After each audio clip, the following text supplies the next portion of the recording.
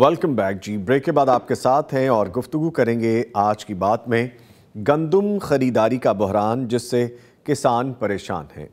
इससे पहले कि अपने मुअज़्ज़ज़ मेहमान का तारुफ़ करवाऊँ, थोड़ी डिटेल्स हम जान लें कि गंदम के बहरान की सबसे बुनियादी वजह जो हुई है वो ये है कि तमाम सूबाई हुकूमतों और वफाकी हुकूमत के इदारे पास्को ने इस साल गंदम की ख़रीदारी का टारगेट पिछले सालों की निस्बत कम कर दिया है।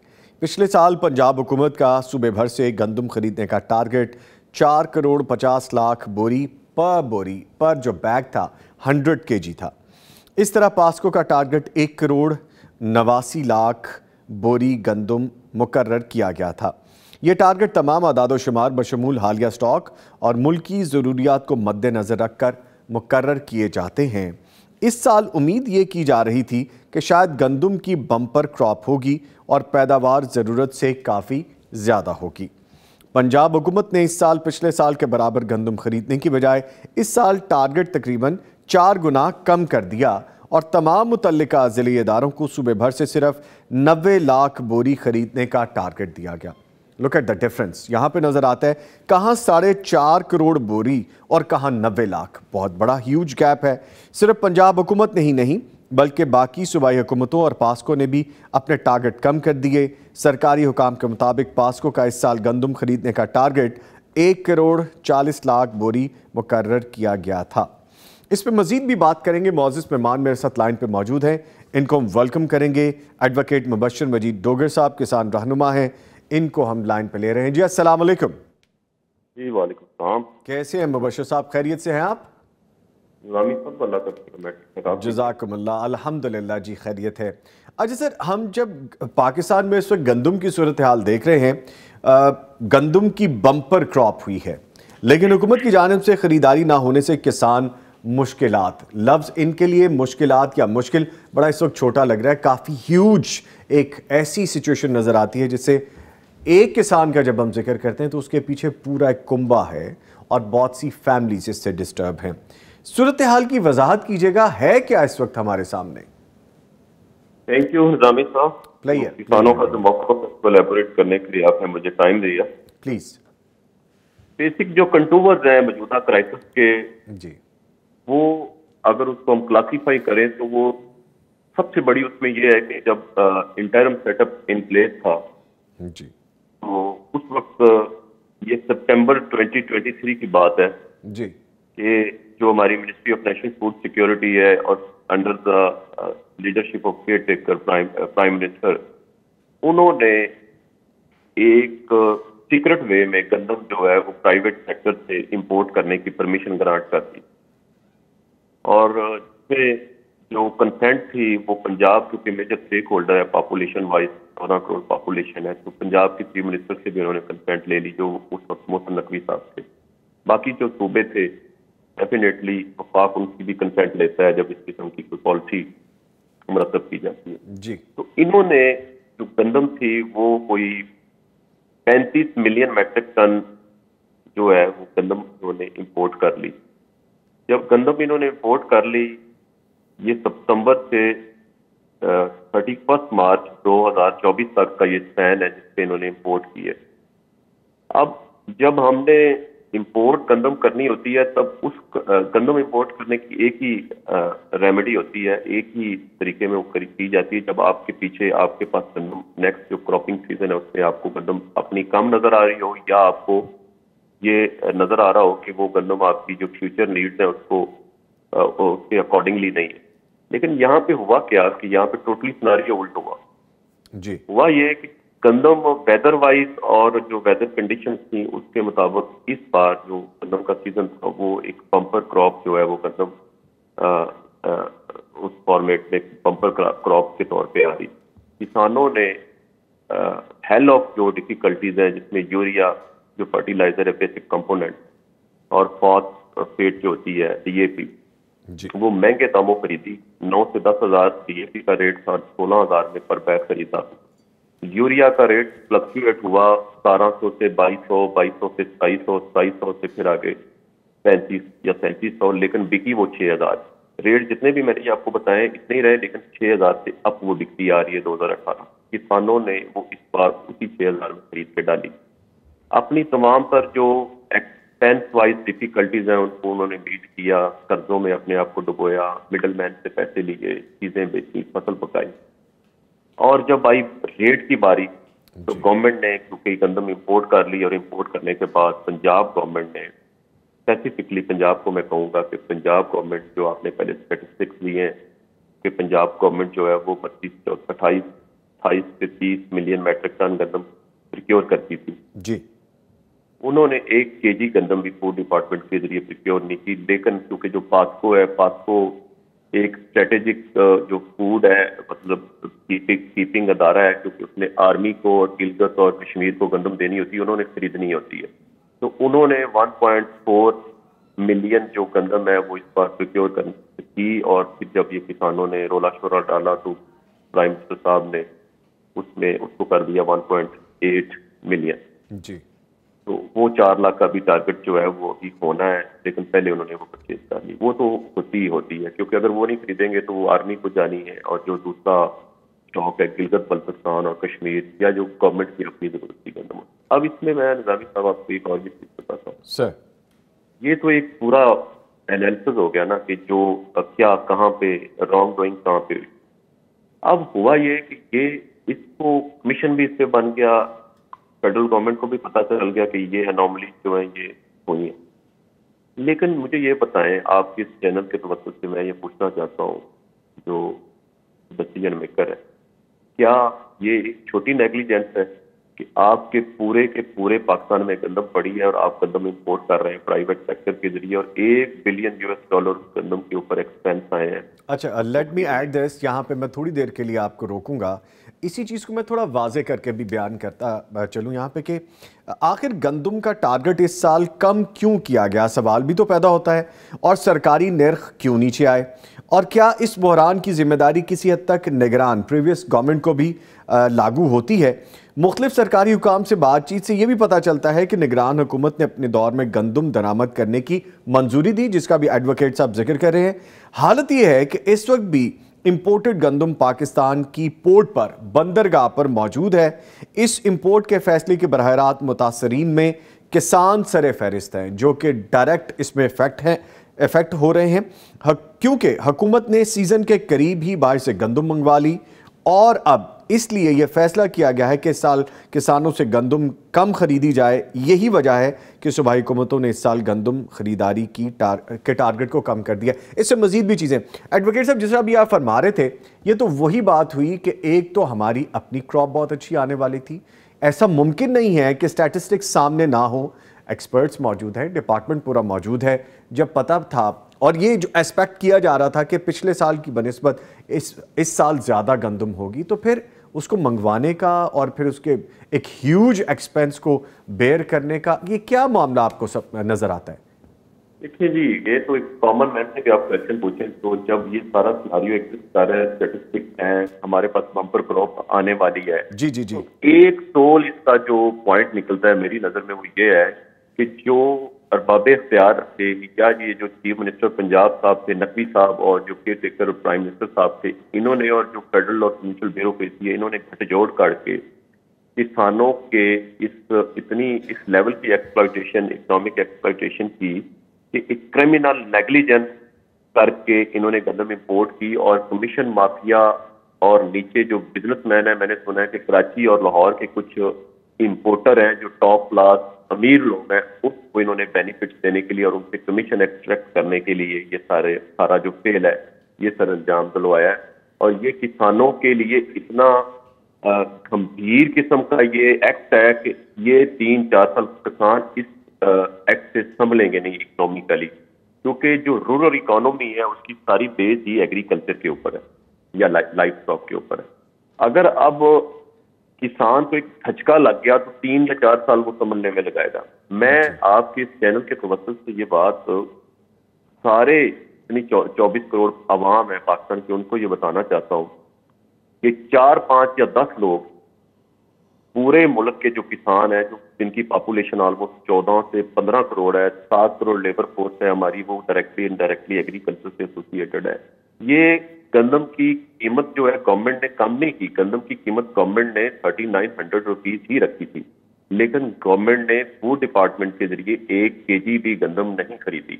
ये जरा आप इसको लिख लें। अच्छा। क्योंकि गंदम पास्को तो खरीदती है, उसने गवर्नमेंट के लिए परचेज करनी होती है। जी जी। लेकिन फूड डिपार्टमेंट पंजाब ने 1 केजी भी गंदम नहीं खरीदी जो पहले खरीदी। अच्छा sir, sorry to cut you, यहाँ पे तो फौरी तौर पे भी ऑर्डर दिए गए वज़ीर आज़म साहब की जानिब से कि गंदम खरीदी जाए, किसानों को जो मामला है उनको हल किया जाए, तो आप ऑन द रिकॉर्ड कह रहे हैं कि गंदम खरीदी नहीं जा रही?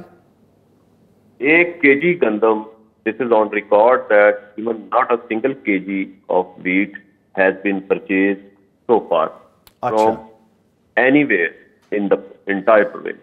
किसी जगह से भी 1 केजी गंदम इस बार पंजाब गवर्नमेंट ने नहीं खरीदी। ये ऑन रिकॉर्ड है, ये सबको पता है। और ये आप देख लें कि एक बंदा जो है, जो किसान है, जिसने गंदम उगाई है, इतनी स्ट्रगल करके अपनी इकोनॉमिक जो वीकनेसेस है उनको उनके साथ वो साथ लेते हुए। बल्कि डोगर साहब, हमने वो वीडियोस भी देखी हैं जो सर्कुलेट हुई हैं कि बेचारे किसान, अगर उनके ट्रॉली वाले ने गंदम जहां पे उतारनी थी उतार दी है और वो वापस ले जाने के, चूंकि उनकी गंदम बिकी नहीं, आगे से वो डील नहीं हो पाई, तो उन्होंने वापस उठवाई भी नहीं और वो पैरों में आ रही है और उस पर ट्रैफिक चल रही है। यकीनन आपके नोटिस में होंगी सारी चीजें। देखिए जी, ये तो एक आपने वीडियो देखी जी जी। मैं पिछले दिनों मुल्तान का मेरा ट्रिप था पाकिस्तान किसान लेबर पार्टी को, क्योंकि मैं चेयरमैन हूँ। मैं पार्टी के एक हमारा डेलीगेशन उधर से आया हुआ था, तो हम यहाँ से डेलीगेशन लेके गए और वहाँ मिले मुल्तान में। तो मुल्तान में सड़कों के ऊपर गंदम जो है ना, वो किसानों ने रखी हुई थी, जो मेन रोड है मुल्तान के। तो ये वो तो रुल गया ना बेचारा। देखें, अगर एक बंदा जो है वो, उसके पास तो जो ट्रांसपोर्टेशन के चार्जेस है वो भी अवेलेबल नहीं है। अगर ट्रैक्टर जो है वो डीजल पे चलता है जी, और डीजल 300 का लीटर है। आप 100 किलोमीटर अगर ट्रैक्टर पे फासला करते हैं तो 20 से 25 हज़ार रुपए का डीजल चल जाता है। तो वाकई फिर उसने सोचा होगा कि वो वापस लेके क्या जाना, जब बिक भी नहीं रही और डीजल के एक्सपेंसिव, तो बेचारा दिल बर्दाश्ता होकर वापस इसको फेंका है। ये तो एक एग्जाम्पल है, लेकिन ये बहुत बुरा हुआ है। आप यकीन करें कि पंजाब की तारीख का ये मेरा ख्याल है पहला वाकया होगा। लोग उस्मान बुज़दार को गालियां देते थे कि वो नालायक तरीन चीफ मिनिस्टर है। मैं कहता हूँ नालायक तरीन जो इंटरिम सेटअप था वो इस बार आया है। जो केयर टेकर प्राइम मिनिस्टर साहब के बहुत बड़े रेस्ट टोटल बनते थे और जो नकवी थे उसकी स्पीड तो 360 के ऊपर थी, उन्होंने किसानों का बेड़ा गर्क कर दिया है। और मैं बिल्कुल ये कहूँगा, जो आला लिया है अपेक्स कोर्ट है, सुप्रीम कोर्ट ऑफ पाकिस्तान, या जो कॉन्स्टिट्यूशनल कोर्ट है, हाई कोर्ट, सारे चारे सुप्रीम, कि वो इस चीज़ का नोटिस लें, क्योंकि एग्रीकल्चर, इलेक्ट्रिसिटी और जो दो इकोनॉमिक सेगमेंट है सोसाइटी के जो नीचे हैं, उनको डेवलप करने का कॉन्स्टिट्यूशन के अंदर लिखा हुआ है कि हम एग्रीकल्चर को प्रमोट करेंगे, हम जो लेसर डेवलप्ड सेगमेंट है सोसाइटी को उनको डेवलप करेंगे, हम उनको इलेक्ट्रिसिटी देंगे, हम इकोनॉमिक एक्सप्लॉयटेशन को रोकेंगे। तो ये अब इस वक्त बिल्कुल ये एक्सप्लॉइट हुआ है। ये फंडामेंटल राइट्स हैं, उनकी वायलेशन हुई है और इस कोर्ट को आके इसको नोटिस देना चाहिए ताकि इसको सेट किया जाए। अच्छा सर, अगर आप डॉक्टर साहब, sorry to cut you, advocate साहब, आप एक तरफ तो कोर्ट की बात कर रहे हैं, तो दूसरी तरफ ये चीज़ भी आपके तो बिल्कुल नॉलेज में है कि एक तरफ तो हुकूमत ने गंदम की इमदादी कीमत कम मुकर्रर की है, वो क्यों की है उस पर आप और मैं डिस्कस कर रहे हैं, जबकि दूसरी जानिब ये भी तो है कि बाहर से कम कीमत पर जो गंदम या जो भी है, जो मामला तो अलहदा से एक डिबेट है, लेकिन इससे रिलेट कर सकते हैं कि क्या IMF का भी प्रेशर है कि जब गंदम इतनी मौजूद है तो गंदम की ख़रीदारी इंटरनल हमारे जो लोकल हमारे जो किसान हैं उनसे ना की जाए, ये भी एक प्रेशर है?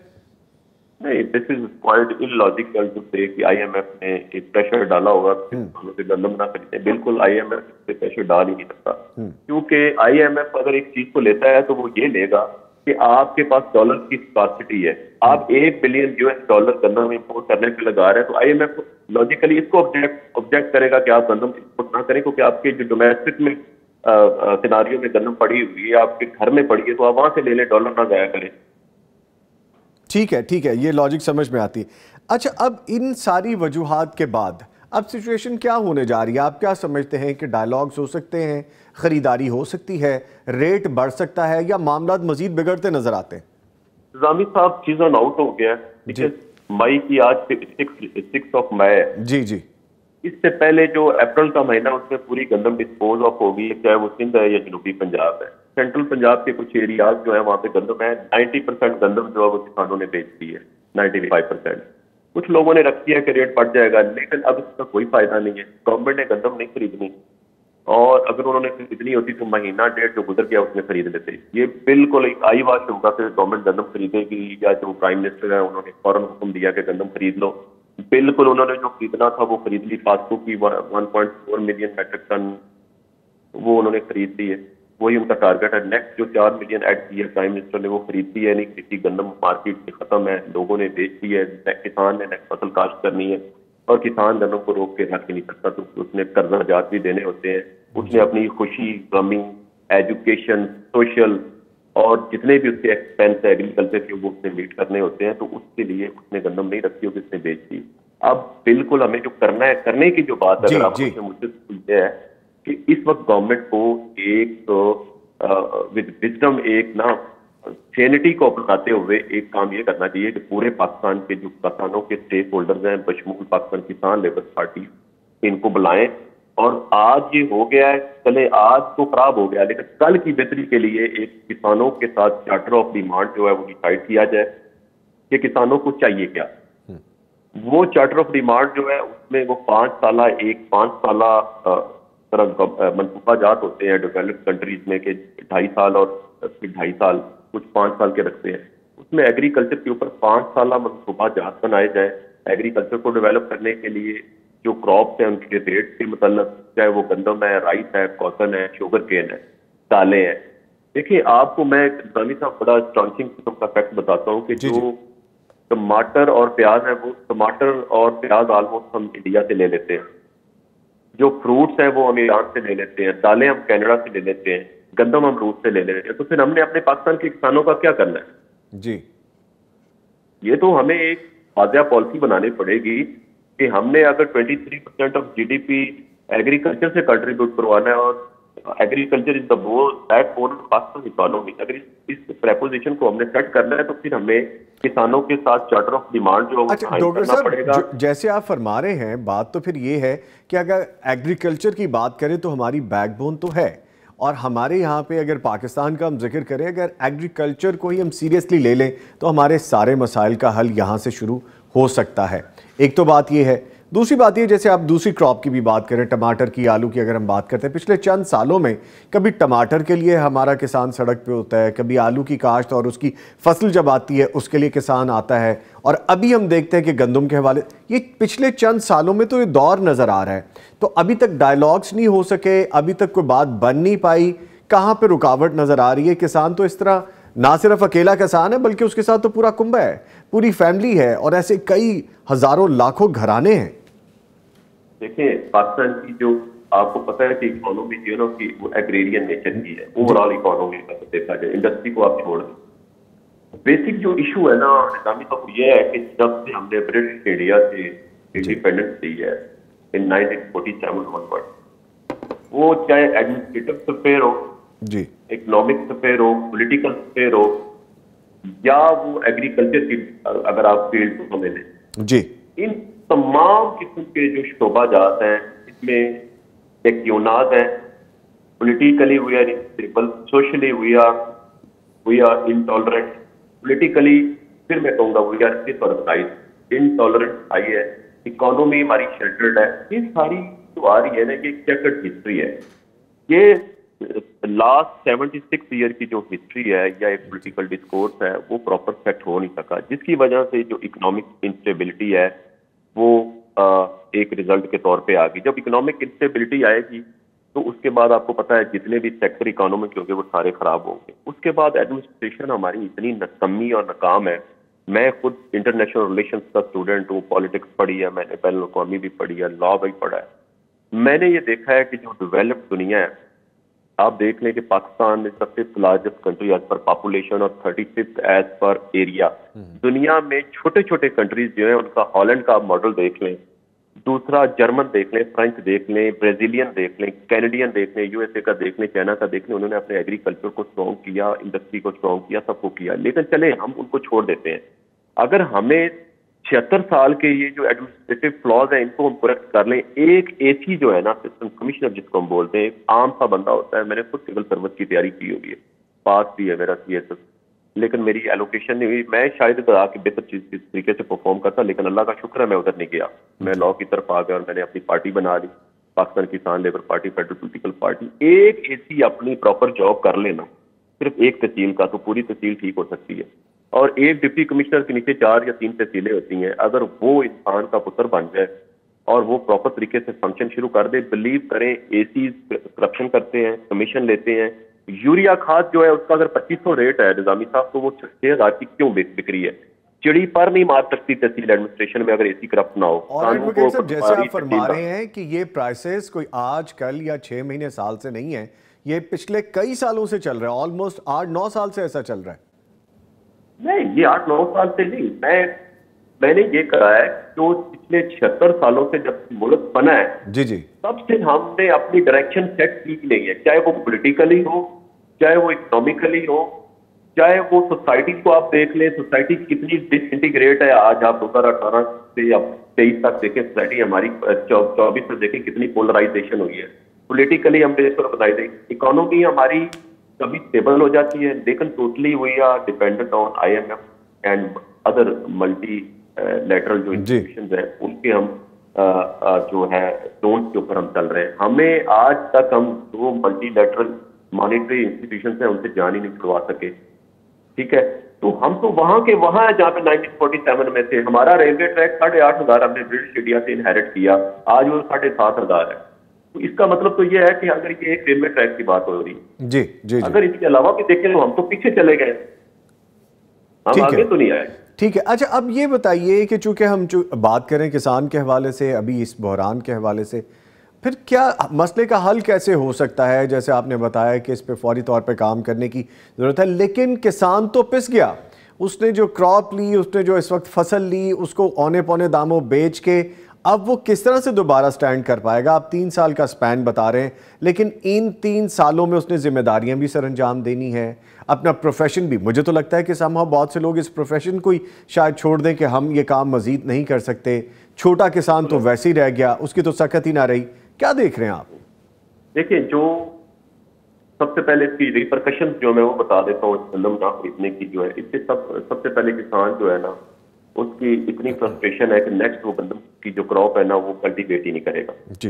इसका नेक्स्ट हमें जो आउटकम होगा वो गंदम, हमारी कल्टीवेशन कम होने की वजह से गंदम बिल्कुल नहीं होगी और गवर्नमेंट को फिर इंपोर्ट करनी पड़ेगी, और उसकी जो सबसे बड़ी रेमिफिकेशन होगी वो डॉलर फिर बाहर जाएगा, और डॉलर बाहर जाने से हमारी ऑलरेडी जो है डिविडेंड किस्म की विंडल हो रही है इकोनॉमी, हमारे डॉलर की हमें जरूरत है, इकोनॉमी हमारी बड़ी झटका लगेगा, हमें फिर IMF से मदद मांगनी पड़ेगी, पैसे मांगने पड़ेंगे। इसके अलावा मैं ये आपको बिल्कुल वाज़ेह तौर पर बताना चाहता हूँ कि जो ठेकेदार थे जिन्होंने जमीनें ठेके पे लेके कल्टीवेशन कर रहे थे, वो जमीनों को छोड़ के चले गए, वो कल्टीवेशन नहीं कर रहे। तीसरी इसकी जो वजूहात, अगर वजूहात में देखें, तीसरी वजह ये होगी कि जो ओवरऑल मुल्क का फूड सिक्योरिटी का जो लेवल है वो मजीद इनसिक्योर होगा, फूड इनसिक्योरिटी मुल्क में जन्म देगी। जो गंदम है या आटा है, नेक्स्ट आने वाले महीनों में, सालों में जब गंदम कल्टीवेट नहीं होगी, गंदम इंपोर्ट करनी पड़ेगी, तो उसके प्राइस बढ़ेंगे, और प्राइस बढ़ने से अल्टीमेटली गवर्नमेंट को ही नुकसान होगा। और ये सारी चीजें गवर्नमेंट ने खुद की। अगर हम हल की तरफ आए निजामी साहब, तो इसका मैं आपको बड़े कंसाइज वे में हल बताता हूँ। गवर्नमेंट को फिल फोर ऑन वार फुटिंग पूरे किसानों के स्टेक होल्डर बशमूल Pakistan Kisan Labour Party federal political party के तौर पे रजिस्टर्ड है, लेकिन हम गैर सियासी रह के किसानों की, मजदूरों की और आम लोगों की खिदमत करना चाह रहे हैं, सियासत से बिल्कुल पीछे हटके, क्योंकि खिदमतें गलत करके इनको समेत दूसरे स्टेक होल्डर्स को साथ लेके एक एग्रीकल्चर के ऊपर फेडरल लेवल पे हाई प्रोफाइल मीटिंग रखी जाए और उसको कंटिन्यू रखा जाए। और उसके लिए एक मैं सजेशन देना चाहता हूं फेडरल गवर्नमेंट को कि फेडरल गवर्नमेंट एक नेशनल एग्रीकल्चर रिवाइवल या एग्रीकल्चर रिहेबिलिटेशन काउंसिल बनाए, लाइक नेशनल फाइनेंस कमीशन और कॉमन, जैसे काउंसिल फॉर कॉमन इंटरेस्ट है, उस तरह एक कॉन्स्टिट्यूशनल बॉडी बनाए जिसमें चारों सूबों के चीफ मिनिस्टर, प्राइम मिनिस्टर हो और SIFC की तरह आर्मी चीफ भी ऑन बोर्ड हो और सारे मुल्क के किसानों के जो रिप्रेजेंटेटिव है उस काउंसिल का हिस्सा हो और उसको एग्रीकल्चर सेक्टर की बेहतरी के लिए ठीक है, कॉन्स्टिट्यूशनल बॉडी के तौर पे लाया जाए और नेक्स्ट 7 साल के लिए उस काउंसिल को जब तक एग्रीकल्चर के रिलेटेड इश्यूज जो है वो सॉर्ट आउट नहीं होते उसको कंटिन्यू रखा जाए और उसको कंटिन्यू रखा ही जाए ताकि एग्रीकल्चर को वो ओवरसी करे जैसे SIFC की तरह वो काम करे और इसी तरह वो एस्टैब्लिश की जाए। ठीक है जी, बहुत शुक्रिया आपके वक्त का और अल्लाह करे ये मसाइल जल्द से जल्द हल हो और हमारा किसान खुशहाल हो और ऐसे मामला हमें फ्यूचर में फेस ना करने पड़े। हमारे साथ मौजूद रहे एडवोकेट मुबशर मजीद डोगर साहब, किसान रहनुमा, आपके वक्त का बहुत शुक्रिया। ले जी, आज की बात में हमने गंदम ख़रीदारी के बहरान और किसान की परेशानी के हवाले से गुफ्तगू की। ये सेगमेंट हमारा यहाँ पे इख्तिताम पजीर होता है। अगले सेगमेंट के लिए हम दोबारा हाजिर होंगे, लेकिन एक ब्रेक के बाद हमारे साथ रहिएगा।